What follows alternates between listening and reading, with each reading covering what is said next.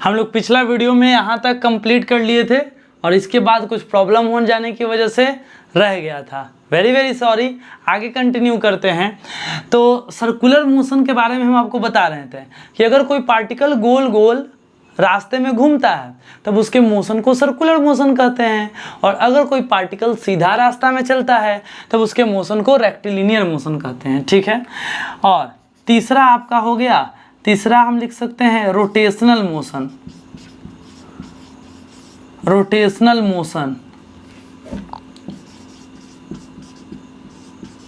Rotational motion में लट्टू घूमता है, रोटेट करता है एक्सिस पे, यानी कि गोल गोल घूमे लेकिन फिक्स एक्सिस पे घूमे। पंखा घूमता है, एक एक्सिस है उसी के अराउंड गोल गोल घूमता है। तो बोल सकते हैं सर्कुलर मोशन ही है, circular motion around fix axis. तीसरा हो गया। चौथा देखेंगे, चौथा क्या है? रोटेशनल। उसके बाद ऑसिलेटरी मोशन, झूला, ऑसिलेटरी मोशन। आपको पता है ना झूला वाला मोशन क्या होता है? आगे पीछे ऐसे इस तरीके से, इसको बोलते हैं to and fro motion. Oscillatory, OSCILLATORY, इसमें होता है to and fro motion, to and fro, आगे पीछे, पेंडुलम। ठीक है, इस तरीके से to and fro motion, to and fro motion. ठीक है। पिछला वीडियो अगर आप नहीं देखे हैं तो आप प्लेलिस्ट बना हुआ है, वहाँ पे आप जाके देख सकते हैं। प्लेलिस्ट में the Ninja batch class 9th से आपको प्लेलिस्ट मिल जाएगा। टू एंड फ्रो मोशन चौथा। या पांचवा है हमारा periodic motion. Periodic motion, periodic motion क्या होता है कि अगर कोई मोशन फिक्स टाइम पे रिपीट हो, जैसे अर्थ का एक चक्कर लगाना 365 दिन में, फिर एक चक्कर लगाना 365 दिन में, कैसा भी मोशन अगर बार बार रिपीट हो रहा है तो पीरियोडिक मोशन कहलाएगा। ठीक है। Repeat after regular interval of time.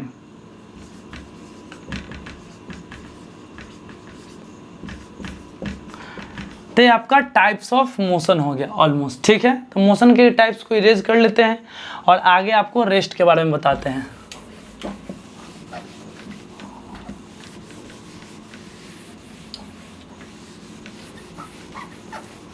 Blue वाला इंक थोड़ा सा इरेज करने में प्रॉब्लम आती है।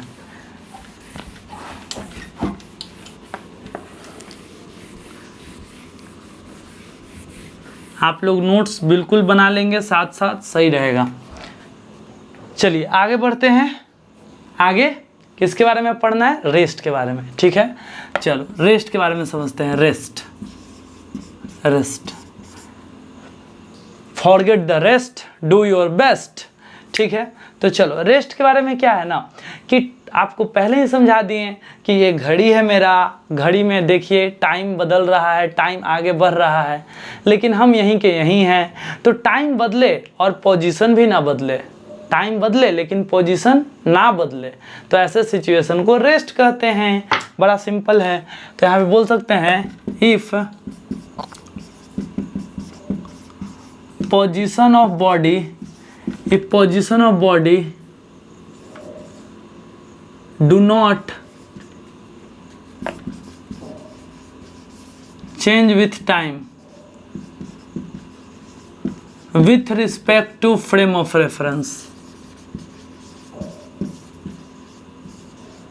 सर लास्ट में ही क्या लिखते हैं? देखो कोई भी चीज़ रेस्ट में है या मोशन में है, ये डिसाइड करते हैं हम लोग फ्रेम ऑफ रेफरेंस से, कहीं से देखते हैं, देखने के नज़रिया को कहते हैं फ्रेम ऑफ रेफरेंस। ठीक है।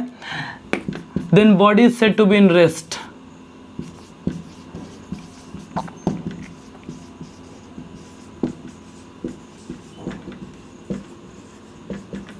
तब बॉडी को हम क्या कहेंगे? बॉडी रेस्ट पे है। जैसे मान के चलते हैं कि एक टावर है। ठीक है। टावर है, आप यहाँ से देख रहे हो इस टावर को, टावर को देख रहे हो, ठीक है, टावर को देख रहे हो तो मान के चलो देख रहे हैं 7:10 पे टावर यहीं है, 7:10 पे भी टावर यहीं है, 7:10 पे भी टावर यहीं है। तो क्या हो रहा है, आप साफ साफ देख पा रहे हैं कि टाइम तो चेंज हो रहा है, टाइम चेंज हो रहा है, लेकिन पोजीशन चेंज नहीं हो रहा है। कहाँ लिख दें, इधर लिखते हैं, ठीक है। यहाँ पे इस सिचुएशन में टाइम चेंज हो रहा है और position of tower not change, position of tower का जो पोजीशन है नॉट चेंज नहीं हो रहा है। बहुत बढ़िया, टाइम चेंज हो रहा है लेकिन टावर का पोजीशन चेंज नहीं हो रहा है। तो हम नीचे लिख सकते हैं कंक्लूजन में कि टावर इज एट रेस्ट पे है। किसके रिस्पेक्ट में, अगर आप ग्राउंड से खड़ा होकर देख रहे हैं तो विथ रिस्पेक्ट टू ग्राउंड या बॉय लिख सकते हैं, बड़ा सिंपल है।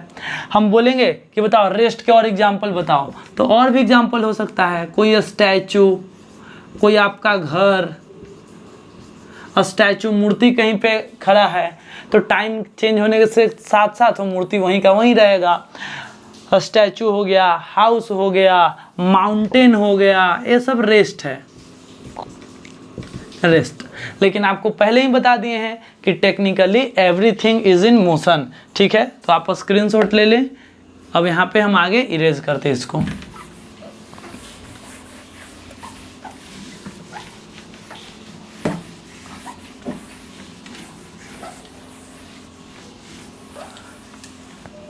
हाँ, ये मेरा लाइन नीचे का मिट गया भाई, मिट गया, ये मिटना नहीं चाहिए। चलो, नहीं तो फिर आपको दिखेगा नहीं। चलो यहाँ पे देखते हैं कि हम आपको क्या बताएं कि अर्थ जो है, ध्यान देंगे, अर्थ जो है मोशन में है।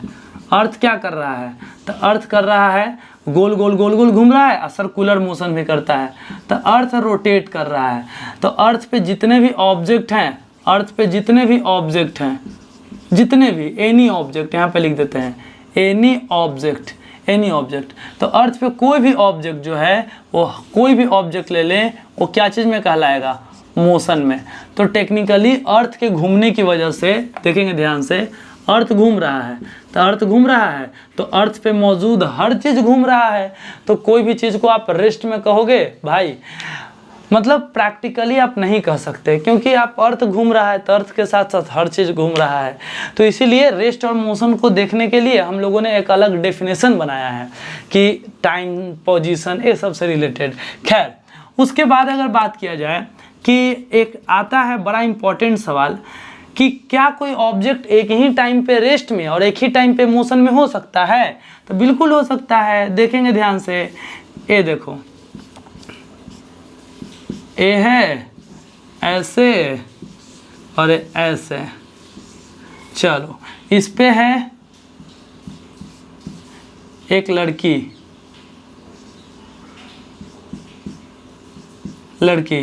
का नाम है रूपाली। यहाँ पे एक लड़की है रूपाली, लड़का का नाम क्या कर दे, गोपाली नहीं, लड़का का नाम थोड़ा सिंपल रखते हैं।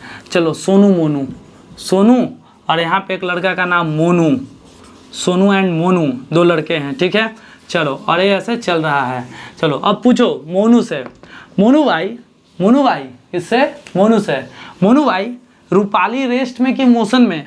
तो मोनू भाई कहेंगे कि भैया हम रूपाली बस पे चढ़ के छमक छल्लो छैल छबीली कर रही है, तो रूपाली बस पे चढ़ी हुई है, डांस कर रही है, बस पे चढ़ी हुई है, सिंपल, बस पे है, बस चल रहा है तो रूपाली भी चल रही है।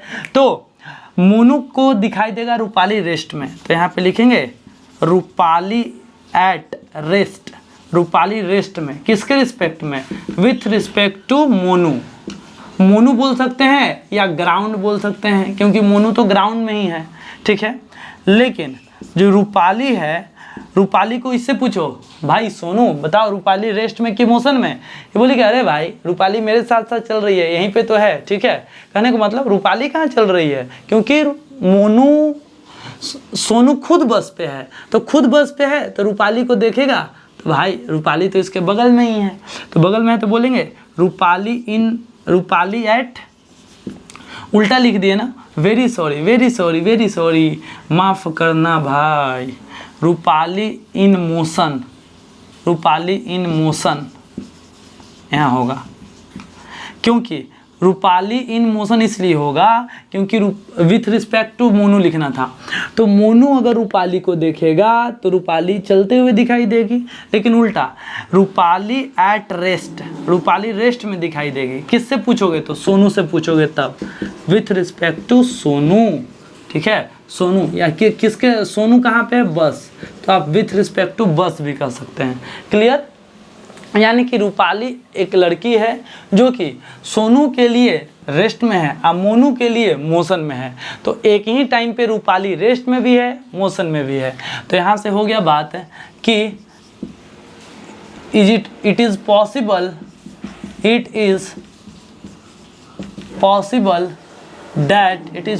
That body is in rest and motion at the same time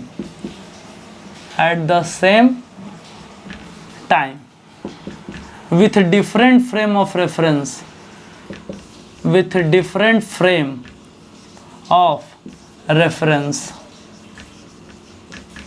ठीक है। एक ही ऑब्जेक्ट रेस्ट और मोशन दोनों पे हो सकता है, अलग अलग फ्रेम से देखने पे, ठीक है। इसीलिए कहा जाता है कि सो या हेंस करके लिख सकते हैं, hence rest and motion are relative term, rest and motion are relative term. Rest और मोशन कैसे टर्म है, रिलेटिव टर्म है, मतलब कोई चीज़ को रेस्ट में बोलोगे ना तो बाद में किसी दूसरे एंगल से देखोगे तो मोशन में भी हो जाएगा। तो रेस्ट और मोशन एब्सोल्यूट नहीं है, rest and motion are not absolute, hence rest and motion are absolute term. No अरे भाई वेरी सॉरी बुला जा रहा है अलग। Rest and motion are relative term है, क्यों? क्योंकि कोई चीज़ रेस्ट मोशन एक ही टाइम पे हो सकता है, इसीलिए कहा जाता है कि रेस्ट और मोशन रिलेटिव है। रिलेटिव इट मीन्स कि भाई कोई चीज़ रेस्ट पे है ना तो आप उसको अगर दूसरे एंगल से देखोगे तो बाद में मोशन में भी हो जाएगा, तो इसीलिए इसको रिलेटिव कहा गया, ठीक है। Relative term, not absolute term, not absolute term.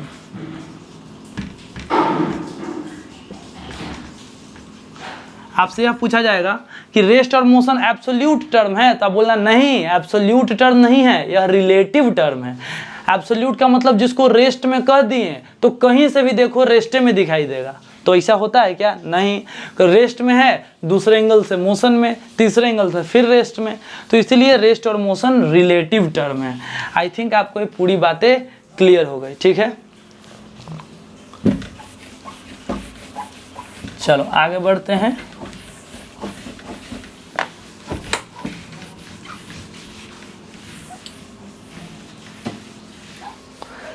आगे का आपका जो टॉपिक है वो है डिस्टेंस एंड डिस्प्लेसमेंट। वीडियो का आखिरी टॉपिक है डिस्टेंस एंड डिस्प्लेसमेंट। लेकिन डिस्टेंस एंड डिस्प्लेसमेंट पढ़ने से पहले आपको एक छोटा सा टॉपिक पढ़ना पड़ेगा, reference point. Reference point video कितना लेंथ का हो गया देख लेते हैं, 13 मिनट का, बस 10 मिनट और। रेफरेंस पॉइंट, देखो रेफरेंस पॉइंट क्या होता है? रेफरेंस पॉइंट होता है, हम आपसे पूछते हैं कि देखो भाई यहाँ पे रेलवे ट्रैक है, ये एनसीईआरटी का एग्जाम्पल है, ये रेलवे ट्रैक है या रेलवे स्टेशन कह दो, रेलवे स्टेशन है, ठीक है, रेलवे स्टेशन, और यहाँ पे स्कूल है, यहाँ पे स्कूल है, यहाँ पे स्कूल, ऐसे हम बोलेंगे कि स्कूल कहाँ है, स्कूल कहाँ है भाई, तो यहाँ स्कूल है, लेकिन ऐसे बोल देने से नहीं होगा, कोई एक लोकेशन मानना पड़ेगा हमको। तो हम रेलवे स्टेशन से देखते हैं स्कूल कितना दूर है, तो रेलवे स्टेशन से यहाँ एक रेलवे स्टेशन है, मान लो कि यहाँ पे एक हॉस्पिटल है, मान लेते हैं, ऐसे एक बिल्डिंग बना लिए ऐसे, यहाँ पे हॉस्पिटल है, हॉस्पिटल है। तो हम बोलेंगे स्कूल कहाँ है, स्कूल कहाँ है, तो पहले रेलवे स्टेशन से देखो, तो रेलवे स्टेशन से स्कूल आपका 3 किलोमीटर पड़ता है, ठीक है, 3 किलोमीटर पड़ता है। तो हम बोलेंगे कि भाई इसमें हम क्या बोल सकते हैं, देखना ध्यान से, हम बोलेंगे स्कूल जो है, स्कूल इज़ 3 किलोमीटर। 3 किलोमीटर किस डायरेक्शन में ही बताओ, तो आपको पता है मैप पे इधर होता है ईस्ट, इधर होता है वेस्ट, इधर होता है नॉर्थ, इधर होता है साउथ। तो आप बोलेंगे कि स्कूल किधर है, तो हम आपसे पूछे स्कूल किधर है, तो स्कूल किधर है, तो इसके लिए आपको पहले कोई एक लोकेशन मानना पड़ेगा जहाँ से आप यह बताने वाले हो कि स्कूल कितना दूरी पे है।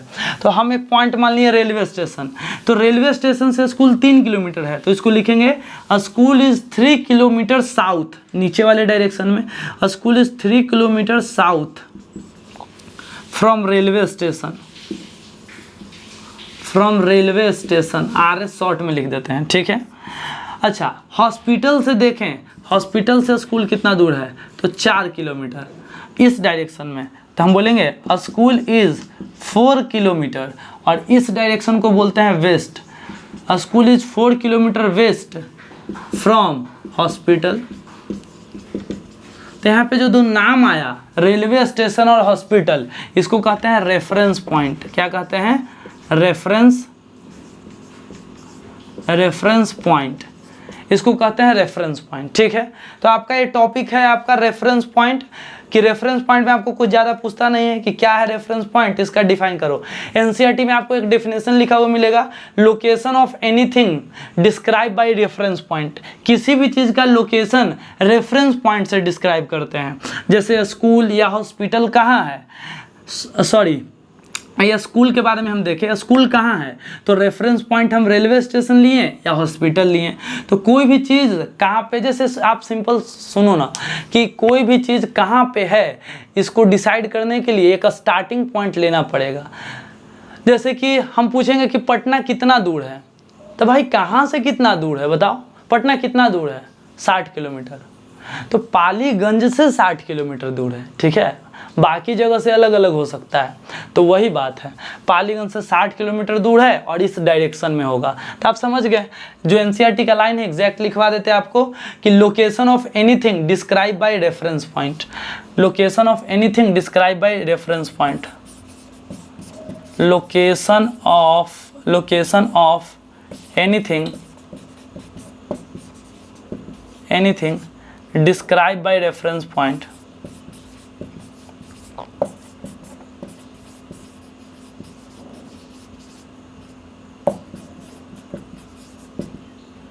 ये हो गया रेफरेंस पॉइंट के बारे में। चलो इसको इरेज कर लेते हैं।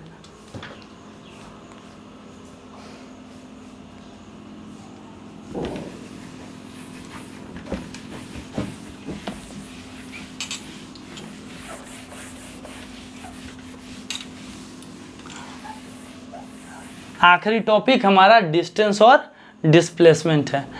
तो डिस्टेंस एंड डिस्प्लेसमेंट इस वीडियो में कर ले या नेक्स्ट वीडियो में, ठीक है। देख लेते हैं वीडियो का लेंथ पहले। वीडियो का लेंथ 18 मिनट हो गया है, तो एक सेपरेट वीडियो करेंगे हम लोग डिस्टेंस और डिस्प्लेसमेंट का। तब तक पढ़ते रहें, ऑल द वेरी बेस्ट। लेकिन जाने से पहले एक छोटा सा रिक्वेस्ट है कि आप पिछला वीडियो नहीं देखे हैं तो आपको वीडियोज़ के सेक्शन में मिल जाएगा, या the Ninja batch class 9th playlist करके बना हुआ मिलेगा, उसमें मिल जाएगा। और अभी तक जो भी पढ़ाई हुआ है आपको हैंड रिटन नोट्स भी मिल जाएगा। आपको डिस्क्रिप्शन में जाना है, वहाँ पे नोट्स लिखा हुआ मिलेगा, आप क्लिक करेंगे नोट्स भी मिल जाएगा। और आप अपना सजेशन कमेंट करें, आप क्या चाहते हैं, नेक्स्ट चैप्टर कौन सा लेकर आएंगे इसके बारे में। चलिए ठीक है, मिलते हैं नेक्स्ट वीडियो में। Bye bye. डिस्टेंस और डिस्प्लेसमेंट के साथ।